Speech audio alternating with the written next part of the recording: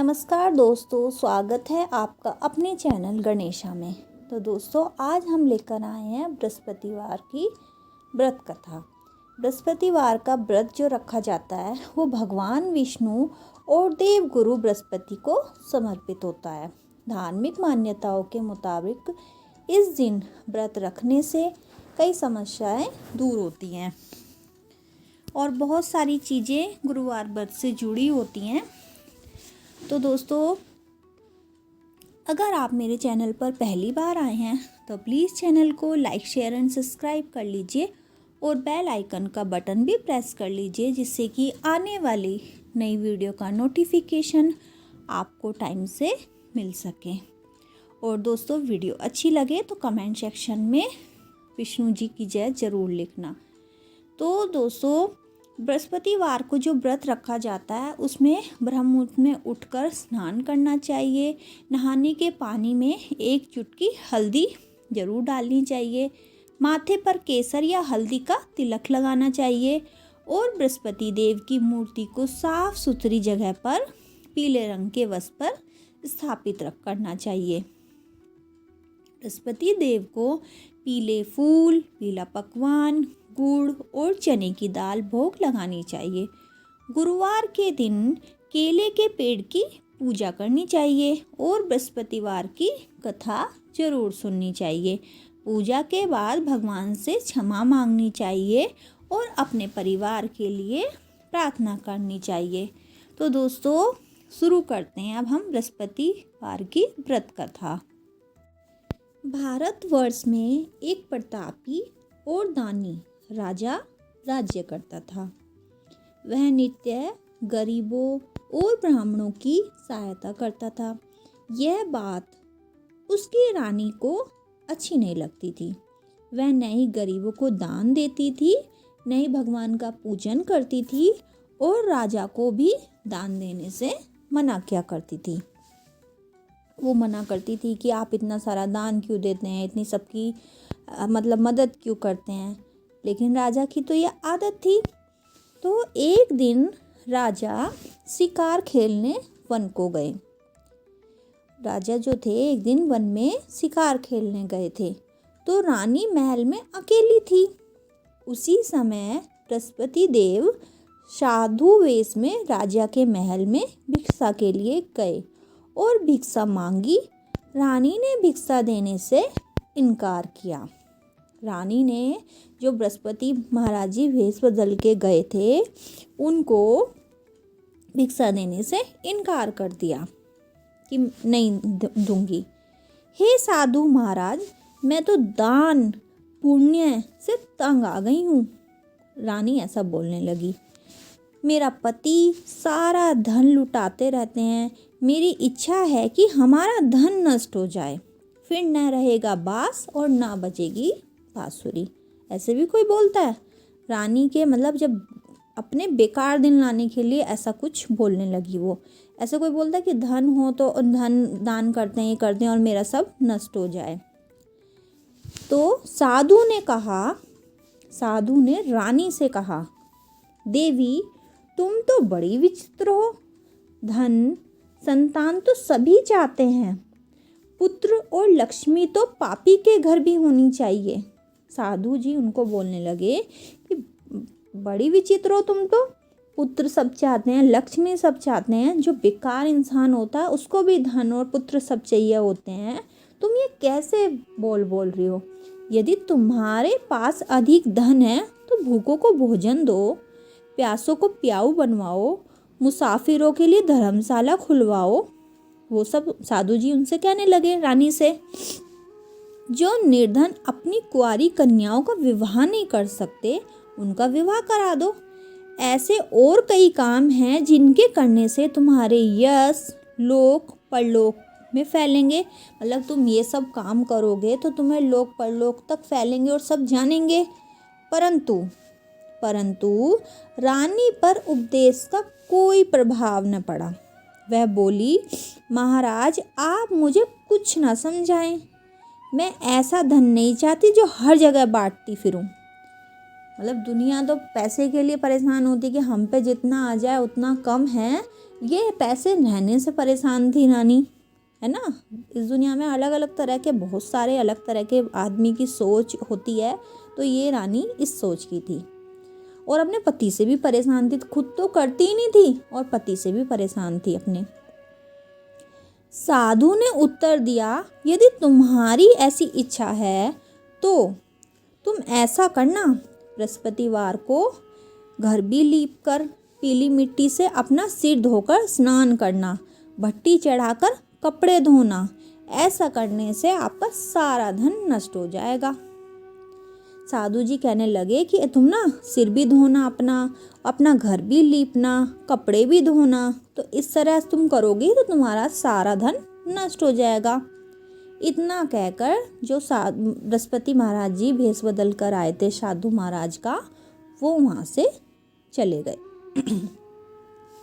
तो साधु के अनुसार कई बातों को पूरा करते हुए रानी को केवल 3 बृहस्पतिवार ही बीते थे कि उसका सारा धन संपत्ति नष्ट हो गई।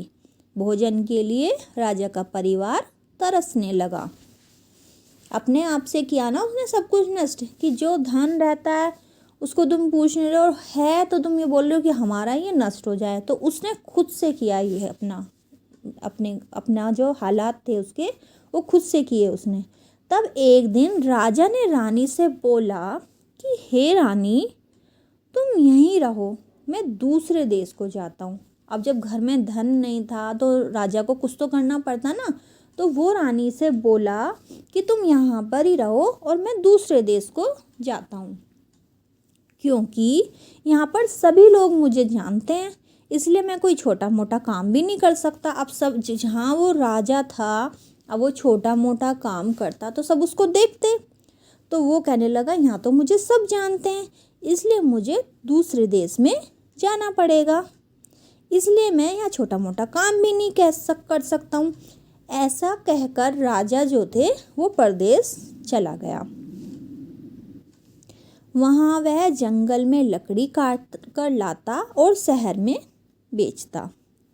मतलब इतना अच्छा पैसा सब कुछ होते हुए उसको ये सब ना पैसे होने के कारण, धन खत्म हो जाने के कारण ये सब करना पड़ा। इस तरह वह अपना जीवन व्यतीत करने लगा।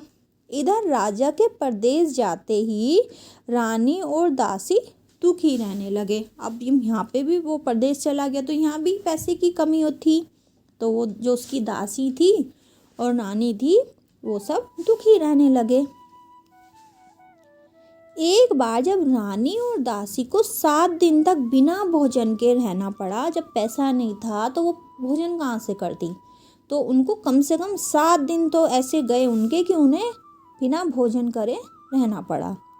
तो रानी ने अपनी दासी से कहा, हे दासी, पास के नगर में मेरी बहन रहती है, वह बड़ी धनवान है, तू उसके पास जा और कुछ लेकर आ, ताकि थोड़ी बहुत गुजर बसर हो जाए।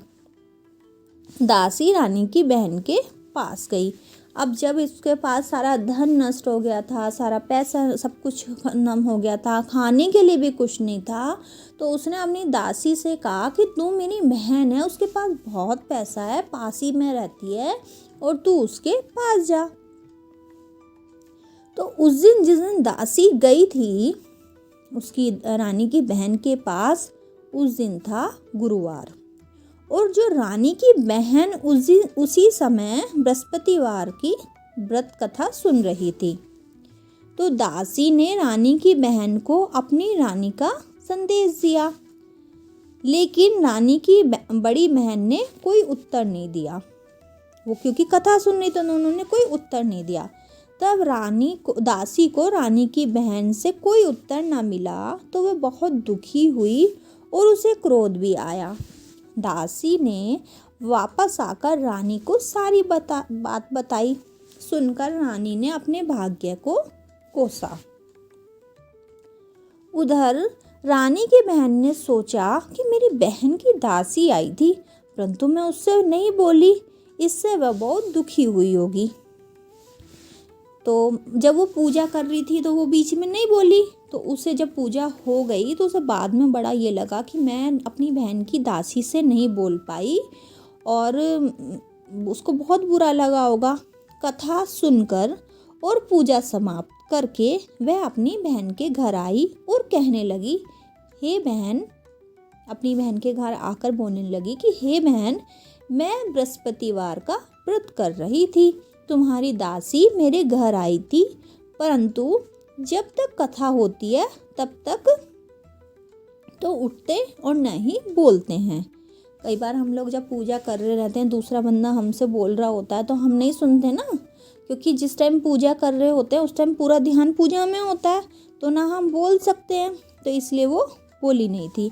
इसलिए मैं बोली नहीं थी, कहो दासी क्यों गई थी। उनके घर आकर वो बोलने लगी कि बताओ दासी क्यों गई थी। अब उसको तो ये लगता रहा ना, मेरी बहन के घर से दासी आई थी, पता नहीं किस काम से आई थी, तो मुझे जाना चाहिए, पूछना चाहिए। तो रानी बोली, बहन तुमसे क्या ही छिपाऊं, अब हमारे घर में खाने तक को अनाज नहीं था। ऐसा कहते कहते रानी की आंखें भर आई। रानी रोने लगी अपनी बहन के सामने।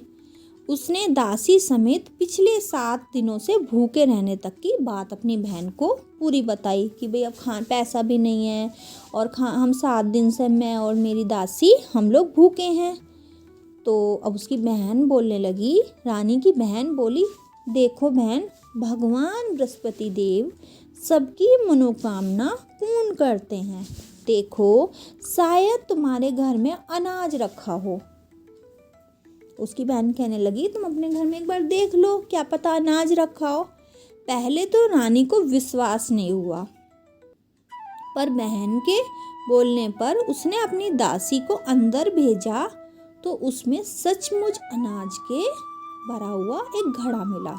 उसको अंदर एक अनाज का भरा हुआ घड़ा मिला। यह देखकर दासी को बहुत हैरानी हुई। अब हैरानी तो होनी ही थी, क्योंकि 7 दिन से वो लोग भूखे थे, कुछ खा भी नहीं रहे थे। देखा तो उन्होंने तब भी होगा ना, लेकिन ये सब बस चमत्कार का वो था। तो दासी रानी से कहने लगी, हे रानी, जब हमको भोजन नहीं मिलता तो हम व्रत ही तो करते हैं, इसलिए क्यों ना इससे व्रत और कथा की विधि पूछ लें, ताकि हम भी व्रत कर सकें।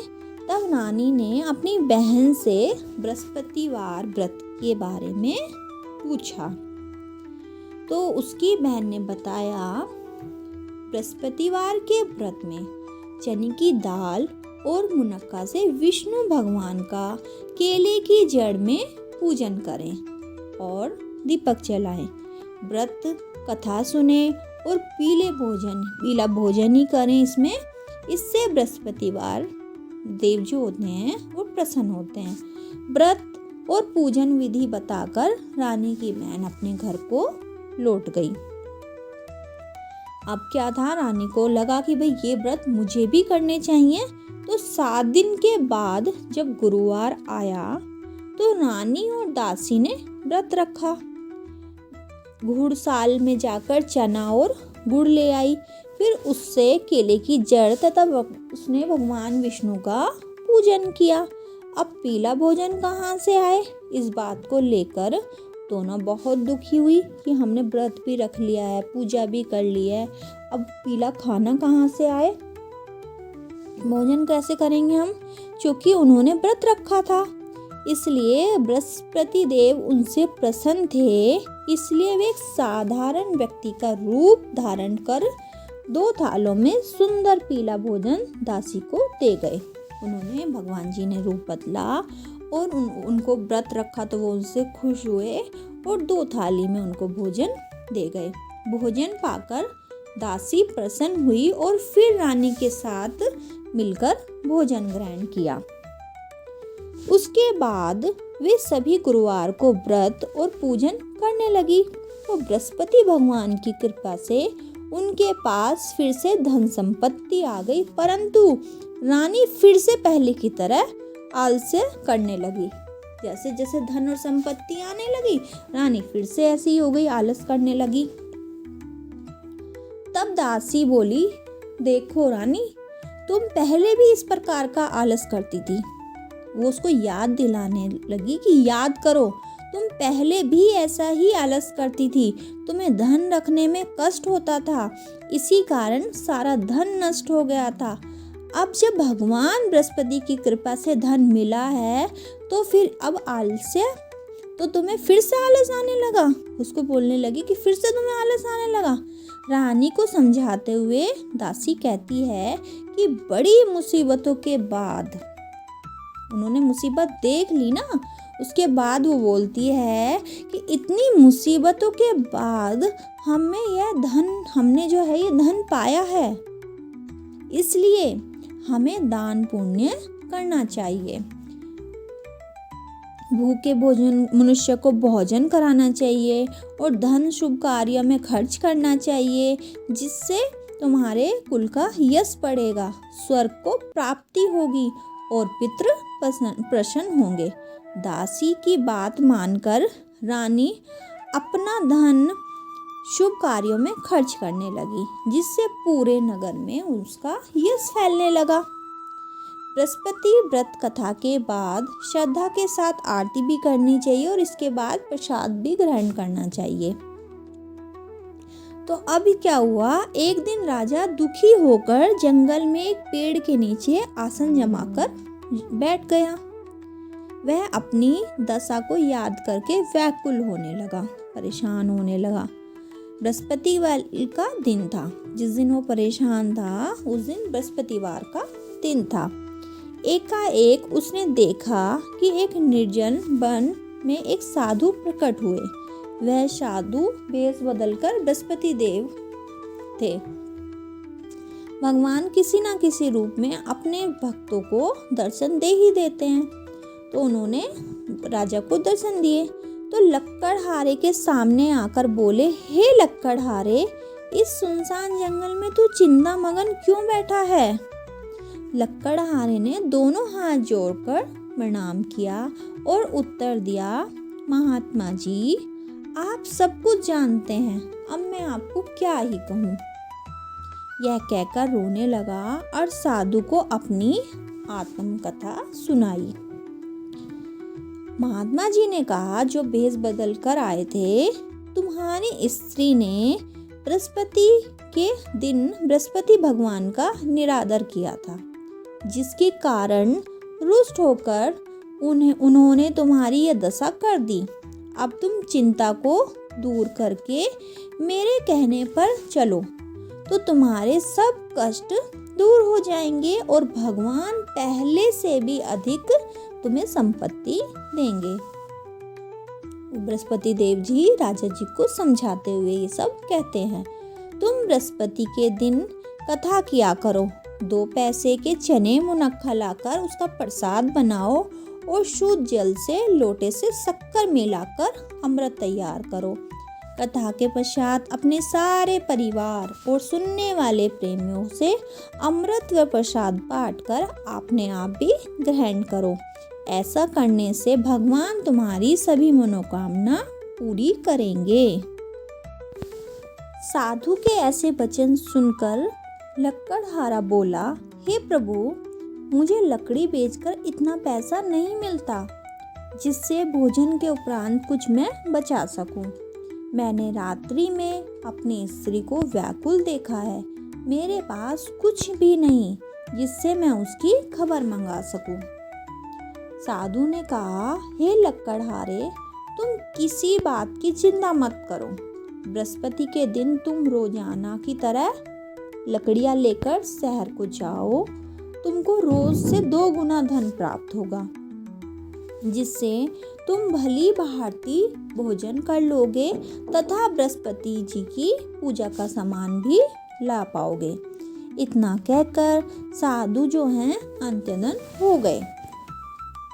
धीरे धीरे समय व्यतीत होने पर फिर वही बृहस्पतिवार का दिन आया। लक्कड़हारा जंगल में लकड़ी काटकर किसी शहर में बेचने गया। उसे उस दिन और दिन से ज्यादा अधिक पैसा मिला। राजा ने चना, गुड़ आदि लाकर गुरुवार का व्रत किया। उस दिन से उसके सभी कलेश दूर हुए। परंतु जब दोबारा गुरुवार का दिन आया तो वो बृहस्पतिवार जी का व्रत करना भूल गया। इस कारण जो बृहस्पति भगवान थे वो उससे नाराज हो गए। अब एक बार कर लिया, एक बार भूल गया, तो बृहस्पति जो देव थे वो उससे नाराज हो गए। उस दिन उस नगर के राजा ने विशाल यज्ञ का आयोजन किया था तथा शहर में यह घोषणा करा दी थी कि कोई भी मनुष्य अपने घर में भोजन न बनावे, न आग जलावे। संसद जनता मेरे यहाँ भोजन करने आएगी। इस आज्ञा को जो न मानेगा उसे फांसी की सजा दी जाएगी। इस तरह की घोषणा संपूर्ण नगर में करवा दी गई। कहा कि कोई भी खाना नहीं बनाएगा, सब लोग मेरे यहाँ ही खाना खाएंगे और जो बनाएगा उसको फांसी की सजा दी जाएगी। राजा की आज्ञा के अनुसार शहर के सभी लोग भोजन करने गए, लेकिन लक्कड़हारा कुछ देर से पहुंचा, इसलिए राजा उसको अपने साथ घर लिवा ले आए और ले जाकर भोजन करा रहे थे। तो रानी की दृष्टि उस खूंटी पर पड़ी जिस पर उसका हार लटका हुआ था। वह वहाँ पर दिखाई नहीं दिया। तो रानी ने निश्चय किया कि मेरा हार जो है उसी मनुष्य ने चुरा लिया है। जब राजा उनको लकड़हारे को अपने घर खाना खिलाने के लेके गए तो वहाँ पे कोई खूंटी पे हार टंगा हुआ था। तो बाद में जब वो चोरी हो गया तो रानी का ध्यान गया कि शायद वो ही मनुष्य लेके गया है। उसी समय उसने सिपाहियों को बुलाकर उसको कारागार में डलवा दिया। जब लक्कड़हारा कारागार में पड़ गया और बहुत दुखी होकर विचार करने लगा कि न जाने कौन से पूर्व जन्म के कर्म मुझे यह देखने पड़ रहे हैं, यह दुख प्राप्त मुझे हो रहा है। और उसी साधु जो थे उनको याद करने लगा कि जो उन्हें जंगल में मिले थे। उसी समय तत्काल बृहस्पति देव साधु के रूप में प्रकट हुए और उसकी दशा को देखकर कहने लगे। तभी एकदम से बृहस्पति महाराज जी एक साधु का रूप लिया और प्रकट होकर बोले, अरे मूर्ख, तूने बृहस्पतिवार की कथा नहीं करी, इस कारण तुझे दुख प्राप्त हुआ है। अब चिंता मत कर, बृहस्पतिवार के दिन कारागार के दरवाजे पर 4 पैसे पड़े मिलेंगे, उससे तो बृहस्पतिवार की पूजा करना, तेरे सभी कष्ट दूर हो जाएंगे। बृहस्पतिवार वाले दिन उसे 4 पैसे मिले पड़े हुए, जैसे कि साधु ने बृहस्पति महाराज जी ने बताए। लक्कड़हारे ने कथा कही। उसी रात्रि को बृहस्पति देव ने उस नगर के राजा को सपन में कहा, हे राजा, तूने जिस आदमी को कारागार में बंद कर दिया है वह निर्दोष है, वह राजा है, उसे छोड़ देना। रानी का हार उसी खूंटी पर लटका है। अगर तू ऐसा नहीं करेगा तो मैं तेरे राज्य को नष्ट कर दूंगा। राजा को इस तरीके का सपना दिखाई दिया। इस तरह रात्रि के सपन को देखकर राजा जो सुबह उठा तो जो खूंटी पर हार देखकर लक्कड़हारे को बुलाकर पहले तो क्षमा मांगी तथा लक्कड़हारे को योग्य सुंदर वस्त्र आभूषण देकर विदा किया। बृहस्पति देव की आज्ञा के अनुसार लक्कड़हारा अपने नगर को चल दिया। राजा जब अपने नगर के निकट पहुंचा तो उसे वहाँ बड़ा आश्चर्य हुआ देखकर। वो एकदम ये रहने लगा कि ये सब मैं क्या देख रहा हूँ। नगर में पहले से अधिक बाग, तालाब, कुएं तथा बहुत सी धर्मशाला, मंदिर आदि बन गए हैं।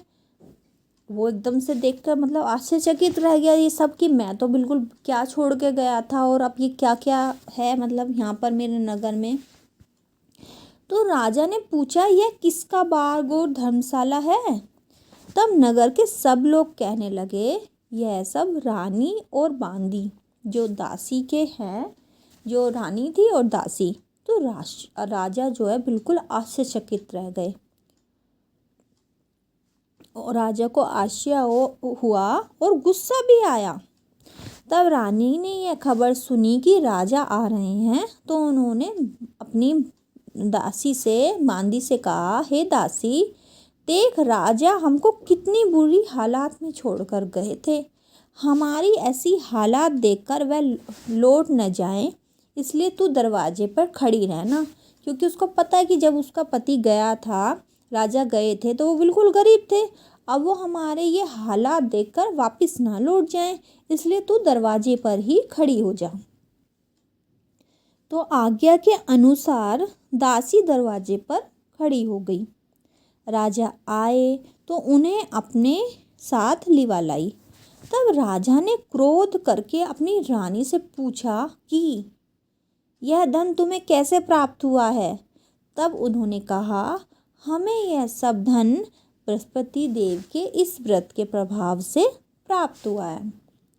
राजा ने निश्चय किया कि 7 रोज बाद तो सभी बृहस्पति देव का पूजन करते हैं, परंतु मैं प्रतिदिन दिन में 3 बार कहानी तथा रोज व्रत किया करूँगा। अब हर समय राजा के दुपट्टे में चने की दाल बंधी रहती तथा दिन में 3 बार कहानी कहता। मतलब वो इतना खुश हो गया कि सब तो 7वें दिन करते हैं, लेकिन मैं रोजाना करूँगा। एक रोज राजा ने विचार किया कि चलो अपनी बहन के यहाँ हो आते हैं हम लोग। इस तरह निश्चित कर राजा घोड़े पर सवार हो अपनी बहन के यहाँ को चलने लगा। मार्ग में उसने देखा कि कुछ आदमी एक मुर्दे को ले जा रहे हैं। उन्हें रोककर राजा कहने लगा, अरे भाइयों, मेरी बृहस्पति देव की कथा सुन लो। वे बोले, लो, हमारा तो आदमी मर गया, इसको कथा की पड़ी है ना। परंतु कुछ आदमी बोले, अच्छा कहो, हम तुम्हारी कथा भी सुनेंगे। राजा ने दाल निकाली और जब कथा आधी हुई थी ही कि मुर्दा हिलने लगा, और जब कथा समाप्त हो गई तो राम राम करके मनुष्य उठकर खड़ा हो गया। तो आगे मार्ग में उसे एक किसान खेत में हल चलाता मिला। राजा ने उसे देख और उससे बोला, अरे भैया, तुम मेरी बृहस्पतिवार की कथा सुन लो। किसान बोला, जब तक मैं तेरी सारी कथा सुनूंगी ना, जब तक तो मैं अपना खेत जोत लूँगा। क्योंकि जब काम में लगे रहते हैं तो ये रहता है ना, पहले मेरा काम हो जाए, तो इतना तो मैं अपना सारा खेत जोत लूँगा। जा अपनी कथा किसी और को सुनाना। इस तरह राजा आगे चलने लगा। राजा के हटते ही बैल जो है पछाड़ खाकर गिर गया तथा किसान के पेट में बड़ी जोर का दर्द होने लगा। उस समय उसकी माँ रोटी लेकर आई। उसने जब यह देखा तो अपने पुत्र के सब हाल पूछा और बेटे ने सभी हाल कह दिया। तो बुढ़िया दौड़ी दौड़ी उस घुड़सवार के पास गई और उसने बोली कि मैं तेरी कथा सुनूंगी, तू अपनी कथा मेरे खेत में चलकर कह। राजा ने बुढ़िया के खेत पर जाकर कथा कही, जिसके सुनते ही वह बैल उठ खड़ा हो गया तथा किसान के पेट का दर्द भी बंद हो गया। राजा अपनी बहन के घर पहुंचा। बहन ने भाई को बहुत मेहमानी की। दूसरे रोज प्रातःकाल राजा जगा तो वह देखने लगा कि सब लोग भोजन कर रहे हैं। राजा ने अपनी बहन से कहा, ऐसा कोई मनुष्य है जिसने भोजन नहीं किया हो? मेरी बृहस्पतिवार की कथा सुन ले। बहन बोली, हे भैया, यह देश ऐसा है कि पहले यहाँ लोग भोजन करते हैं, बाद में अन्य काम करते हैं। अगर कोई पड़ोस में हो तो देख आती हूँ। वह ऐसा कहकर देखने चली गई, परंतु उसे कोई ऐसा व्यक्ति नहीं मिला जिसने भोजन न किया हो। वह एक कुम्हार के घर गई जिसका लड़का बीमार था। उसे मालूम हुआ कि उनके यहाँ 3 रोज से किसी ने भोजन नहीं किया है। रानी ने अपने भाई की कथा सुनने के लिए कुम्हार से कहा। वह तैयार हो गया। राजा ने जाकर बृहस्पति देव की कथा कही, जिसको सुनकर उसका लड़का ठीक हो गया। अब तो राजा भी प्रसन्न होने लग गया। एक रोज राजा ने अपनी बहन से कहा कि हे बहन, हम अपने घर को जाएंगे, अब तुम भी तैयार हो जाओ। राजा की बहन ने अपनी सास से कहा। सास ने कहा, हाँ चली जा, परंतु अपने लड़कों को मत ले जाना, क्योंकि तेरे भाई के कोई औलाद नहीं है। बहन ने अपने भैया से कहा, हे भैया, मैं तो चलूँगी पर कोई बालक नहीं जाएगा। राजा बोला, जब कोई बालक नहीं जाएगा तब तुम ही क्या करोगी, तुम भी मत जाओ, तुम भी यहीं रहो बच्चों के पास। बड़ी दुखी मन से राजा अपने नगर को लौट आया।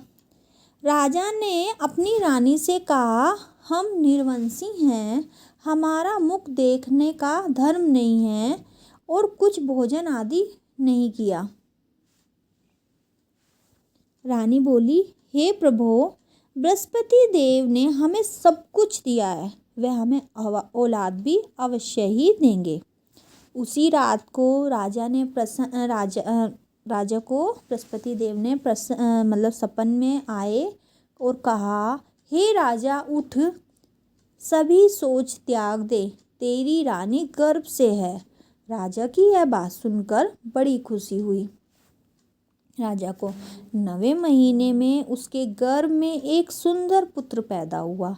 तब राजा बोला, हे रानी, स्त्री बिना भोजन के रह सकती है, पर बिना कहे नहीं रह सकती है। यह मेरी बहन आवे, तुम उससे कुछ मत कहना। रानी सुनकर हाँ कर दिया। कभी भी मेरी बहन आए और तुम कुछ बोलने लगो, तो होती है लेडीज़ की आदत कि बिना कहे मानती नहीं है। तो उसने अपनी वाइफ को, रानी को पहले ही समझा दिया।